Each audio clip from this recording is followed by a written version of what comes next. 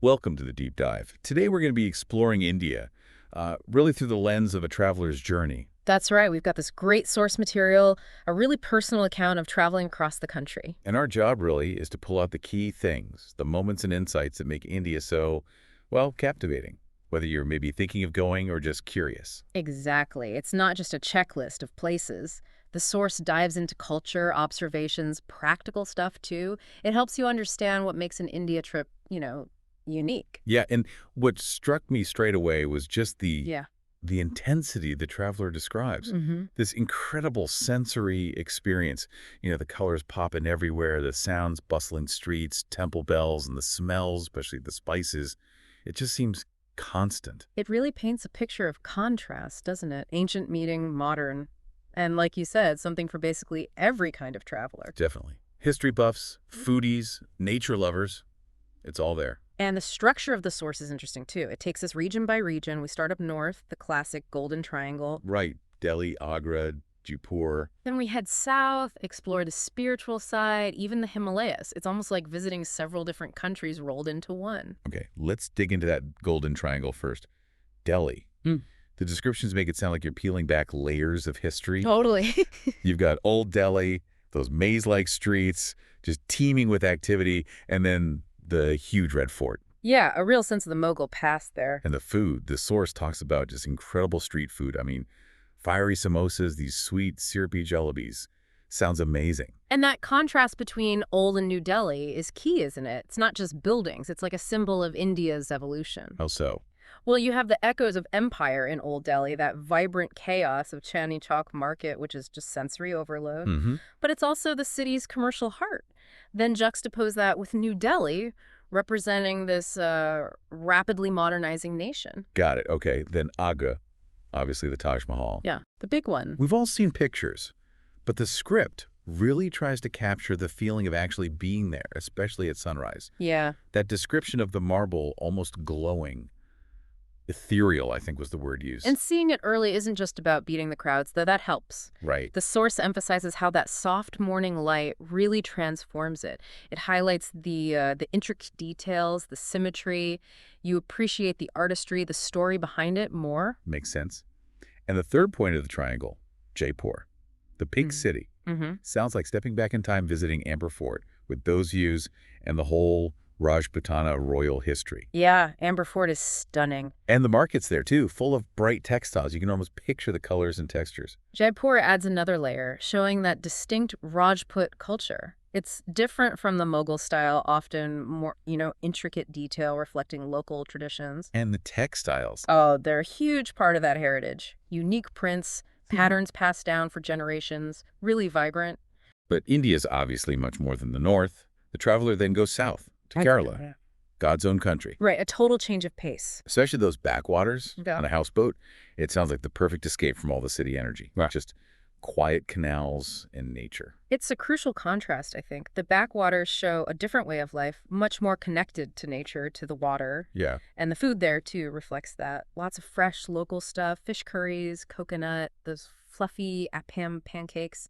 It highlights just how diverse India's food is, region by region. Then another complete shift, Goa, the beach place. India's beach paradise, yeah. Yeah. Sounds like it has two sides. Relaxed beaches and then quite a lively nightlife. It does. And Goa's history is really different, too, being Portuguese for so long. Oh, right. You see it in the architecture, those white churches, the food, even the general vibe. It's got this distinct, almost Mediterranean feel in places. Interesting. Okay, next stop in the source. Varanasi, the spiritual center. Mm-hmm. A powerful place. The descriptions of sunrise over the Ganges, the rituals on the Ghats, they sound intense. Very intense. And that image of people setting little lamps afloat on the river at dusk, really symbolic. Varanasi is ancient, one of the oldest cities anywhere, constantly lived in. The source really captures its spiritual weight in Hinduism. Yeah. And that cycle of life and death happening right there on the riverbanks. It's unique. It makes you think, as a traveler, how do you engage respectfully? Good point. Requires some sensitivity. Definitely. Openness, maybe a bit of humility. And then, for a complete contrast again, the Himalayas. Talk about different scenery. The journey through Ladakh, stark mountains, Yeah. monasteries clinging to cliffs. It sounds almost otherworldly. It really does. That landscape, the sheer scale, the silence described. Yeah. The Himalayas just show another facet of India's incredible geography.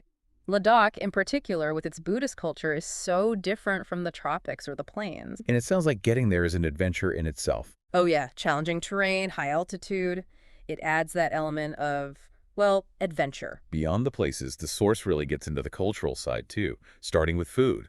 I mean, wow. The food is central. Absolutely. From grabbing a quick vada pav in Mumbai, like a spicy potato fritter in a bun, Classic street food. to rich naan and chicken tikka masala, then down to those delicate coconut dishes in Kerala. It's clear food is key to understanding India. And the regional differences are just huge. Each area uses local ingredients, different techniques, shaped by history and climate. You could spend years just exploring the food. Each dish tells a story. Sounds like it. And then there are the festivals. Holi, the Festival of Colors, gets a mention. Ah, holy, yes. The description sounds amazing, getting covered in colored powder, celebrating in the streets, just pure joy. It really is. And festivals like Holi often have deep cultural or religious roots, but this one especially seems to just break down barriers. It's about renewal, fun, celebrating together. One theme that really came through strongly was Indian hospitality. Atithi Devo Bhava. Exactly. The guest is God. There's a story in the source about being welcomed into a village, offered tea. It speaks volumes.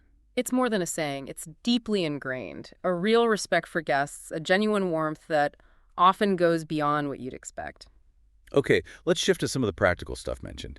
Visas, obviously important. Crucial first step. The traveler stresses getting that sorted out well in advance, probably an EVA for many. Absolutely. Always check the latest requirements and give yourself plenty of time.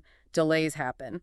And then actually getting around India sounds like an adventure itself. It can be. The huge train network, those overnight journeys, Huh? and auto rickshaws everywhere. The railways are the lifeline, really. And yeah, auto rickshaws are iconic. The advice seems to be book trains early, especially long routes. Definitely recommend that. Seats fill up fast. And with rickshaws, agree the fare before you get in. Standard practice. Just avoids any hassle later. Good advice. Some important safety tips came up too, mostly common sense, but worth repeating. Always good to be reminded. Like being aware of your stuff in crowds, which makes sense anywhere.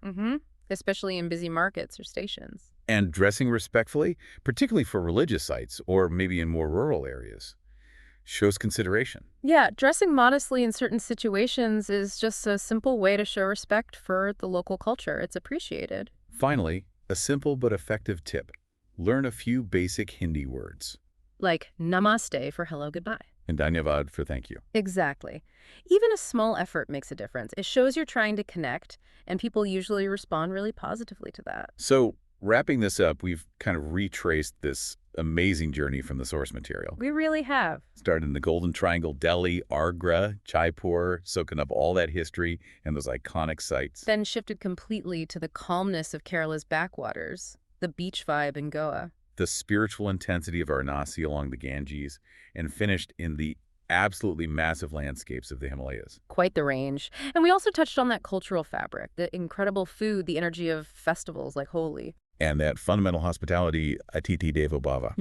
And we covered the practical side too, visas, transport know-how, safety awareness, respecting customs, trying a bit of the language. It really drives home just how diverse India is. It engages all your senses, offers everything from ancient history to stunning nature to deep cultural immersion. It sounds, frankly, transformative. Absolutely. So thinking about everything we've pulled from this traveler's account, the history, the landscapes, the food, the culture, what single aspect of traveling in India really stands out most to you now? And maybe what part makes you think, I'd like to know more about that?